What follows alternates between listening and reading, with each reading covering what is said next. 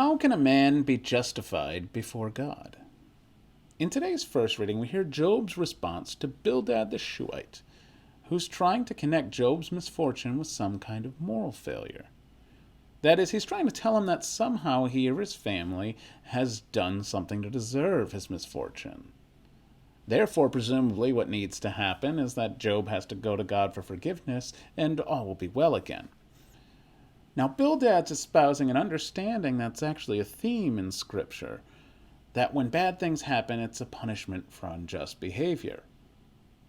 But Job, both as a character and as an entire story, is trying to communicate to us that, well, God is perfectly just. A simplified view where good happens to good people and bad happens to bad people does not really reflect reality. Job's starting point in this, his second response to some of his unhelpful friends, is that while he hasn't done anything particular to deserve misfortune, the fact is that really no one is justified before God, and so no one can really make demands of God. You see, the book of Job is a story that wrestles with the perennial question that we call the problem of evil. Why evil exists if a good God has made a good world?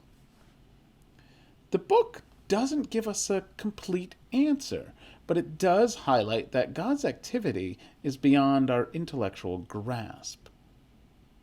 One may at first glance think that this is avoiding the question, but rather it points to the fact that human knowledge is limited and God is transcendent.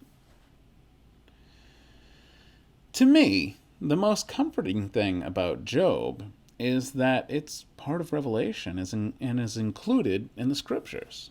In other words, humanity has, for a long time, wrestled with this question. And not only that, we've found it compatible with our faith. Now, ultimately, Christ gives us an answer to this question that we might not expect on the cross. Evil may exist in the world, and we might not completely understand why God allows it. But what we do know is that this transcendent God is dedicated to transforming it.